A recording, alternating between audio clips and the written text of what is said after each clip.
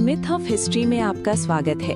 ये चैनल मिथकों और ऐतिहासिक वास्तविकता के बीच के अंतर को समझाने के लिए बनाया गया है। यहाँ प्रस्तुत सभी सामग्री ऐतिहासिक शोध, वैज्ञानिक प्रमाणों और विश्वसनीय स्रोतों पर आधारित है।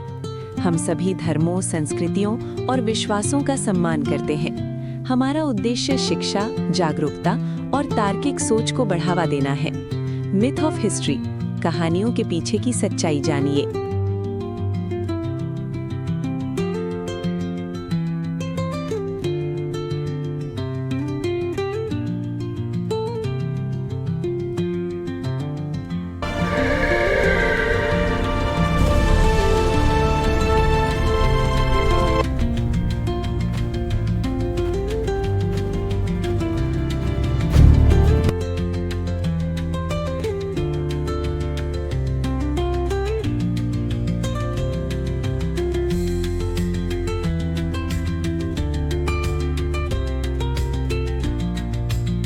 हम अक्सर सोचते हैं कि इंसान का बड़ा और तेज दिमाग ही वो चीज है जिसने हमें जानवरों से अलग किया है ना। हाँ बिल्कुल, ये एक बहुत ही आम धारणा है। मतलब ऐसा लगता है कि पहले हमारा दिमाग विकसित हुआ होगा और फिर हमने बाकी चीजें सीखी। लेकिन विज्ञान की जो कहानी है वो कुछ और ही बताती है। एकदम सही कह रही हैं। अगर हम गहराई में जाएं तो पता चलता है कि बड़े दिमाग से बहुत पहले हमारे पैरों ने हमें इंसान बनाने की शुरुआत की थी। बिल्कुल। और आज की इस विशेष चर्चा में हम करीब 40 लाख साल पीछे जा रहे हैं। एक ऐसी दुनिया जहां कोई शहर नहीं था, कोई पक्की सड़कें नहीं थी और ना ही कोई भाषा थी। सिर्फ अफ्रीका के विशाल और बेहद खतरनाक परिदृश्य थे। हाँ, और इसी जंगली दुनिया के बीच एक ऐसा प्राणी विचरण कर रहा था जो न तो पूरी तरह से इंसान था और न ही पूरी तरह से बंदर। हम बात कर रहे हैं ऑस्ट्रेलोपिथेकस एफरेंसिस की, जो कि विकासवाद यानी इवोल्यूशन के नजरिए से एक बहुत ही अहम कड़ी है। सही कहा। और हमारी इस गहरी पड़ताल का उद्देश्य यही है कि हम स्मिथसोनियन इंस्टीट्यूशन, नेचर पत्रिका के शोध पत्रों, डार्विन के सिद्धांतों और डोनाल्ड जोहानसन जैसे वैज्ञानिकों के संदर्भों से मिली जानकारियों को एक साथ पिरोएं, ताकि हम ये समझ सकें कि ये प्रजाति हमारी कहानी का पहला अध्याय कैसे बनी। एकदम। और ये सिर्फ इतिहास का कोई पन्ना नहीं है, ये असल में हमारे वजूद में आने की सबसे हैरान करने वाली और शायद सबसे खौफनाक घटना है। तो चलिए इस पर गहराई से बात करते हैं। बिल्कुल। देखिए, इस चर्चा के केंद्र में एक ही विचार है, अस्तित्व का संघर्ष, जिसे हम सर्वाइवल कहते हैं। हाँ। और इसमें सबसे दिलचस्प बात यह है कि ये किसी सोची समझी योजना का हिस्सा नहीं था। ऐसा नहीं था कि किसी दिन कुछ वानरों ने मिलकर तय किया कि चलो अब 2 पैरों पर चलते हैं। अरे नहीं, ऐसा तो बिल्कुल नहीं हो सकता। ये प्राणी अचानक आसमान से तो टपका नहीं था। बिल्कुल नहीं। ये पूरी प्रक्रिया जलवायु परिवर्तन के प्रति प्रकृति की एक बहुत ही निर्मम और सीधी प्रतिक्रिया थी। तो ये शुरुआत कहाँ से हुई? इसे समझने के लिए हमें थोड़ा और पीछे जाना होगा। ऑस्ट्रेलोपिथेकस से भी पहले एक और पूर्वज हुआ करता था, साहेलेंथ्रोपस चार्डेंसिस। अच्छा। ये वो समय था जब वानरों और इंसानों के पूर्वजों की रेखाएं अलग होना शुरू हुई थीं। लेकिन लाखों सालों के इस विकास में सबसे बड़ी भूमिका अफ्रीका के बदलते हुए भूगोल ने निभाई। मतलब जो अफ्रीका कभी घने जंगलों से ढका हुआ था वो सूखने लगा था। एकदम सही। बड़े बड़े पेड़ों की जगह विशाल और खुले घास के मैदानों ने लेनी शुरू कर दी, जिन्हें हम सवाना कहते हैं। तो जरा उस स्थिति की कल्पना करते हैं। जो प्रजातियां लाखों सालों से पेड़ों पर रह रही थीं, अचानक उनके पैरों के नीचे से वो सुरक्षित ठिकाना छिनने लगा। हाँ, और पेड़ों से उतरकर जमीन पर चलना उनके लिए कोई शौक नहीं था, ये पूरी तरह से एक मजबूरी थी। रुकिए, यहाँ मुझे थोड़ी उलझन हो रही है। अगर किसी का घर अचानक गायब हो जाए तो जाहिर है कि उसे नई जगह पर रहना सीखना ही पड़ेगा। बिल्कुल। लेकिन क्या हम ये कह सकते हैं कि जलवायु परिवर्तन ने बिल्कुल शाब्दिक अर्थों में उन प्राणियों को पेड़ों से धक्का देकर जमीन पर अपने पैरों पर खड़ा होने के लिए मजबूर कर दिया? ये रातों रात होने वाली घटना नहीं थी, इसमें लाखों साल लगे। लेकिन हाँ, दबाव बिल्कुल वैसा ही था। और यहीं पर चार्ल्स डार्विन का नेचुरल सिलेक्शन का सिद्धांत सामने आता है। जो बदला वही बचा, है ना? एकदम। लेकिन यहाँ ये समझना बहुत जरूरी है कि इवोल्यूशन में बदलाव का मतलब सिर्फ आदतें बदलना नहीं होता। तो फिर क्या होता है? किसी प्राणी के चाहने भर से उसका शरीर नहीं बदल जाता। असल में हुआ ये कि जिन प्राणियों के शरीर में संयोग से कुछ ऐसे जेनेटिक बदलाव थे जो उन्हें जमीन पर चलने में मदद करते थे, वे जीवित बच गए। ओ, मतलब बाकी सब जो पेड़ों के भरोसे रहे वे जंगलों के खत्म होने के साथ ही विलुप्त हो गए। बिल्कुल, और इसका मतलब था शरीर के पूरे ढांचे का नया रूप लेना, शरीर का गुरुत्वाकर्षण केंद्र बदलना, रीढ़ की हड्डी के आकार में बदलाव आना। ये तो शरीर की पूरी इंजीनियरिंग को फिर से डिजाइन करने जैसा है। हाँ, और जब हम शरीर के ढांचे की बात करते हैं तो ऑस्ट्रेलोपिथेकस इसका सबसे बड़ा सबूत है। मैंने स्रोतों में पढ़ा है कि इनकी लंबाई केवल 3.5 से 5 फीट के बीच थी, मतलब वे बहुत छोटे थे। बहुत छोटे। और अगर उनके दिमाग के आकार की बात करें तो वो सिर्फ 400 से 500 सीसी था। इसे समझने के लिए एक दृश्य कल्पना करते हैं। 400 से 500 सीसी का मतलब है कि उनके दिमाग का आकार लगभग एक बड़े संतरे के बराबर था। एक संतरे के बराबर? हाँ, या फिर आज के एक चिंपैंजी के दिमाग के बराबर। अगर हम इसकी तुलना आधुनिक इंसानी दिमाग से करें तो ये हमारा सिर्फ 1/3 हिस्सा है। मतलब सोचने समझने की क्षमता बहुत ही सीमित थी। बहुत सीमित। सिर्फ एक संतरे के आकार का दिमाग। और फिर भी वे हमारी कहानी का इतना अहम हिस्सा है क्योंकि वे 2 पैरों पर चलते थे। बिल्कुल, जिसे विज्ञान की भाषा में बाइपेडलिज्म कहते हैं। पर यहाँ एक बहुत बड़ा पेंच है जो मुझे हैरान कर रहा था। वो क्या? कि वे पेड़ों की शाखाओं को मजबूती से पकड़ सकें। हाँ, घुटने भी आज के इंसानों की तरह सीधे नहीं होते थे। तो ये तो वाकई में आधा इंसान और आधा बंदर वाली अजीब स्थिति हो गई। अगर वे जमीन को चलने के लिए विकसित हो रहे थे तो उन्होंने पेड़ों पर चढ़ने वाले उपकरण, मतलब वो लंबे हाथ और घुमावदार उंगलियां क्यों बचा कर रखे? देखिए, इसे एक संक्रमण काल या ट्रांजिशनल फेज कहा जाता है। प्रकृति कभी भी पुरानी चीजों को रातों रात हटाकर नई चीजें नहीं लगाती। अच्छा। उनके शरीर में एक साथ 2 अलग अलग दुनियाओं के गुण मौजूद थे, पेड़ों की सुरक्षित दुनिया और जमीन की खतरनाक दुनिया। मेरे दिमाग में तो इसे लेकर एक बहुत ही दिलचस्प एनालॉजी बन रही है। बताइए। ये कुछ वैसा ही है जैसे कोई नई हाइब्रिड गाड़ी हो। आप खुले मैदानों में उसे नए पेट्रोल मोड में चला रहे हैं, लेकिन क्योंकि इंजन अभी पूरी तरह भरोसेमंद नहीं है, हाँ, तो जैसे ही कोई खतरा महसूस होता है आप झट से उसे अपने पुराने इलेक्ट्रिक मोड में शिफ्ट कर देते हैं और पेड़ों पर चढ़ जाते हैं। क्या ये सही तुलना है? ये हाइब्रिड गाड़ी वाली बात इस स्थिति पर बहुत सटीक बैठती है, और इसका एक बहुत बड़ा कारण ये है कि जमीन अभी भी उनके लिए सुरक्षित नहीं थी। मतलब अफ्रीका के सवाना मैदान खतरनाक थे। बहुत ही खूंखार जगह थे वो।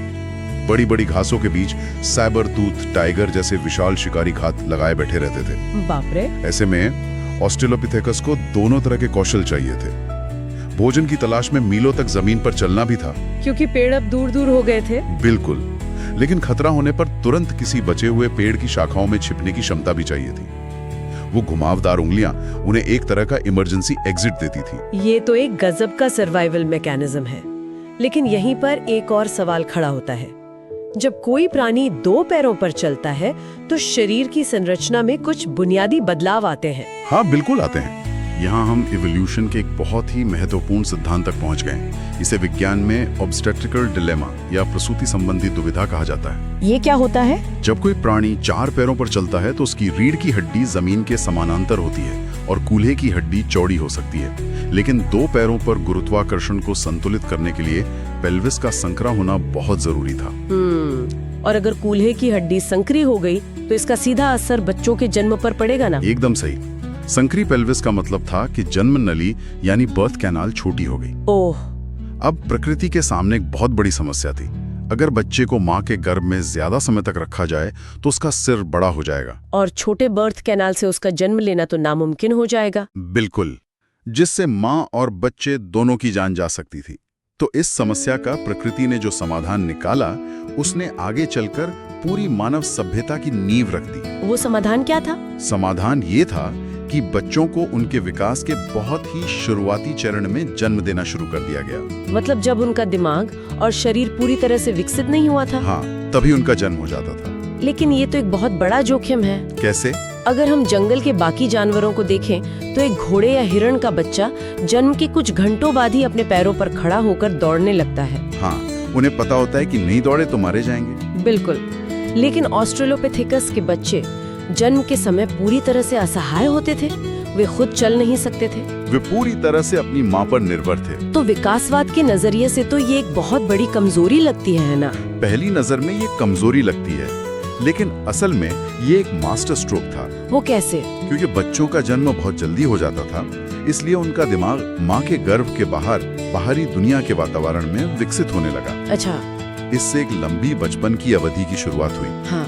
इस लंबे बचपन ने बच्चे को बाहरी दुनिया को देखने, समझने और सीखने का एक बहुत लंबा समय दिया। मतलब जानवरों के बच्चे जन्म से ही सब कुछ जानते हैं अपनी मूल प्रवृत्ति के कारण। हाँ, इंस्टिंक्ट्स की वजह से। हाँ जी। लेकिन हमारे पूर्वजों के बच्चों को सब कुछ सीखना पड़ता था। और एक असहाय बच्चे को सालों तक पालना और शिकारियों से बचाना कोई आसान काम तो नहीं रहा होगा। बिल्कुल नहीं। कोई भी माँ अकेले अफ्रीका के उस खतरनाक सवाना में एक बच्चे को ढोते हुए खुद के लिए भोजन नहीं खोज सकती, और शिकारियों से भी नहीं बच सकती। और यही वो बिंदु है जहाँ से हमारी सामाजिक संरचना की शुरुआत होती है। अच्छा, तो यहीं से समाज बना। हाँ।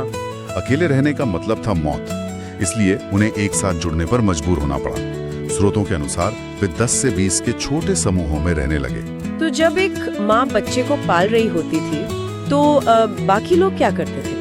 समूह के बाकी सदस्यों को भोजन खोजना पड़ता था और सुरक्षा करनी पड़ती थी। आपसी सहयोग, काम का बंटवारा, यही उनके बचने का एकमात्र रास्ता था। मतलब क्या हम ये कह सकते हैं कि 2 पैरों पर चलने की उस एक घटना ने एक ऐसी चेन रिएक्शन शुरू की जिसकी वजह से परिवार का जन्म हुआ? विज्ञान पूरी तरह से इसी ओर इशारा करता है। अगर वे 2 पैरों पर नहीं चलते तो पेल्विस संकरा नहीं होता, पेल्विस संकरा नहीं होता तो बच्चे असहाय पैदा नहीं होते, और अगर बच्चे असहाय नहीं होते तो उन्हें पालने के लिए एक समूह की जरूरत ही नहीं पड़ती। एकदम सही। ये आपसी निर्भरता ही वो गोंद थी जिसने उन्हें एक साथ जोड़े रखा।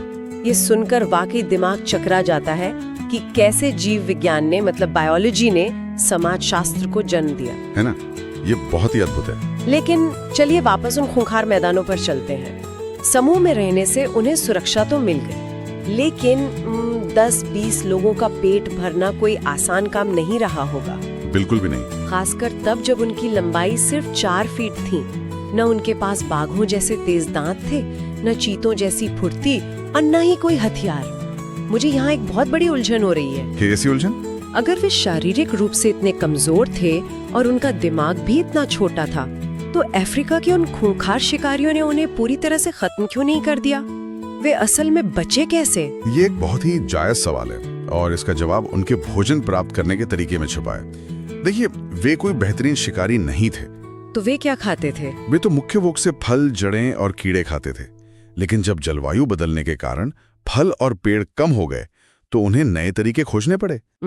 वे शिकारी कम और स्कैवेंजर यानी मृत भक्षी ज्यादा थे। स्कैवेंजर मतलब वे उन मरे हुए जानवरों का मांस खाते थे जिन्हें दूसरे बड़े शिकारियों ने मारकर छोड़ दिया हो। हाँ, बिल्कुल।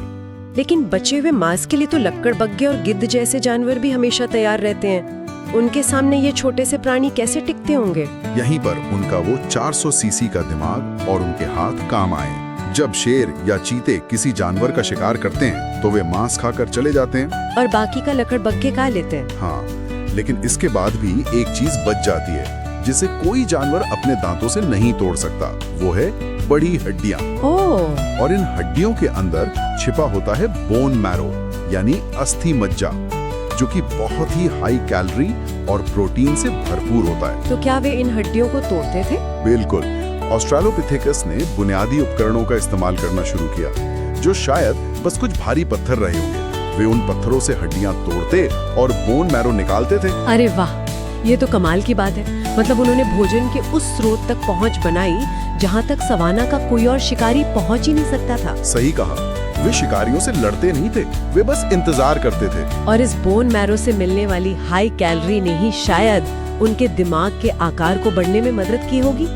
ये काम अकेले नहीं हो सकता। इसके लिए पूरे समूह को एक साथ काम करना पड़ता होगा। बिल्कुल। और समूह में काम करने, शिकारियों पर नजर रखने और एक दूसरे को सतर्क करने के लिए उन्हें आपस में संपर्क भी तो करना पड़ता होगा। हाँ, संचार बहुत जरूरी था। लेकिन हमारे स्रोतों में स्पष्ट रूप से लिखा है कि उनके पास कोई पूर्ण विकसित भाषा नहीं थी। वे शब्दों का इस्तेमाल नहीं कर सकते थे। सही बात है। तो बिना भाषा के अफ्रीका के उन खुले मैदानों में जहाँ एक छोटी सी आवाज भी शिकारियों को खींच सकती थी, वे ये सब कैसे करते थे? भाषा का न होना एक चुनौती थी, लेकिन संवाद के लिए हमेशा शब्दों की जरूरत नहीं होती। यहीं पर उनकी अवलोकन क्षमता और सामाजिक समझ काम आई। मतलब इशारों में बात करते थे? हाँ, उन्होंने इशारों, तरह तरह की बुनियादी आवाजों और सबसे महत्वपूर्ण चेहरों के भावों यानी फेशियल एक्सप्रेशंस का इस्तेमाल करके एक संचार प्रणाली विकसित कर ली थी। चेहरों के भाव? क्या ये इतना प्रभावी हो सकता है? इसे इस तरह से देखिए, अगर समूह का एक सदस्य झाड़ी के पीछे किसी खतरे को महसूस करता है तो वो जोर से चिल्ला नहीं सकता। हाँ, चिल्लाएगा तो शिकारी सीधा उसी पे हमला कर देगा। बिल्कुल। इसके बजाय उसकी आंखों में दिखने वाला खौफ, चेहरे का तनाव या हाथ का एक छोटा सा इशारा पूरे समूह को पल भर में सतर्क करने के लिए काफी था। ओह, वे एक दूसरे की आंखों में देखकर स्थिति को समझ जाते थे। हाँ, इसका मतलब है कि उनके पास भले ही शब्द नहीं थे, लेकिन उनका हर इशारा, चेहरे का हर भाव भविष्य की उस जटिल भाषा की नींव रख रहा था जिसका इस्तेमाल आज हम कर रहे हैं। एकदम सही कह रही हैं। बिना शब्दों वाला यही संचार उनके समूह की सबसे बड़ी ताकत था। अगर वे एक दूसरे को नहीं समझते तो वे कभी जीवित नहीं बचते। और यही संचार उनके भीतर एक बहुत ही महत्वपूर्ण भावना को जन्म दे रहा था, सहानुभूति या एम्पैथी। हाँ, जब आप बिना बोले किसी दूसरे के डर या दर्द को समझते हैं तो आप उससे गहराई से जुड़ते हैं। ये सिर्फ जानकारी का आदान प्रदान नहीं था, ये एक दूसरे पर विश्वास करने का तरीका था। हर दिन उनके लिए भूख और शिकारियों से एक जंग थी और इस जंग में उनकी एकता ही उनका सबसे बड़ा हथियार था। जब हम इन सभी कड़ियों को एक साथ जोड़कर देखते हैं तो एक बहुत ही गहरी तस्वीर उभरती है। ये सिर्फ एक प्राणी के शरीर के बदलने की कहानी नहीं है। बिल्कुल नहीं। ये जलवायु के दबाव में एक नई दुनिया के निर्माण की कहानी है। ऑस्ट्रेलोपिथेकस अफरेंसिस सिर्फ एक विलुप्त प्रजाति नहीं है जिसके कंकाल हमें खुदाई में मिलते हैं। ये हमारी मानव यात्रा का सबसे महत्वपूर्ण पहला अध्याय है। विज्ञान भी यही मानता है। अगर हम इसे व्यापक नजरिए से देखें तो ये बात पूरी तरह से साफ हो जाती है।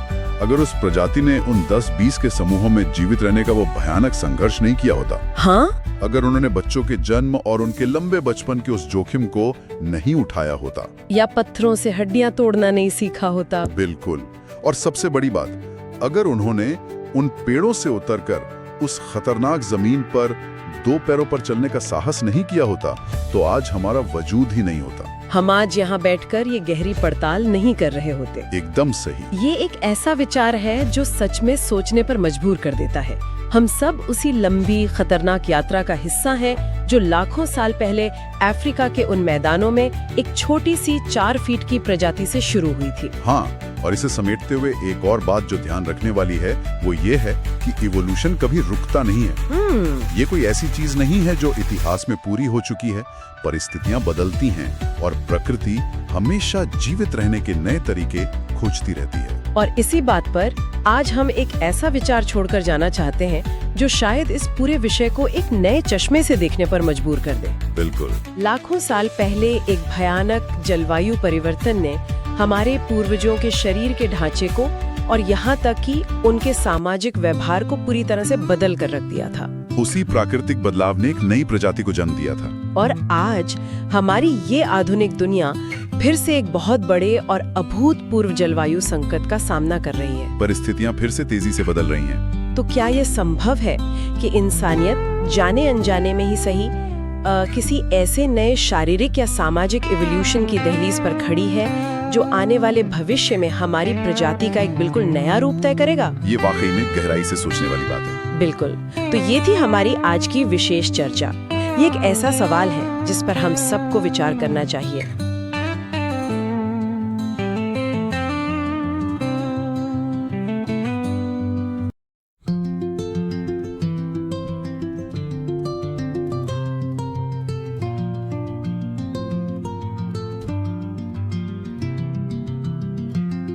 तो ये थे उस कहानी के पीछे की सच्चाई। मिथ ऑफ हिस्ट्री पर हमारा प्रयास है मिथकों और इतिहास के बीच के अंतर को समझाना और आपको प्रमाणों पर आधारित जानकारी देना। अगर आपको ऐसे ही विज्ञान और इतिहास की सच्ची कहानियाँ पसंद हैं, तो वीडियो को लाइक करें और चैनल को शेयर और सब्सक्राइब जरूर करें, क्योंकि यहाँ हम बताते हैं कहानियाँ नहीं, उनके पीछे का सच। अगली वीडियो में मिलते हैं एक और रहस्य और एक नई सच्चाई के साथ। मिथ ऑफ हिस्ट्री यानी कहानियों के पीछे की सच्चाई।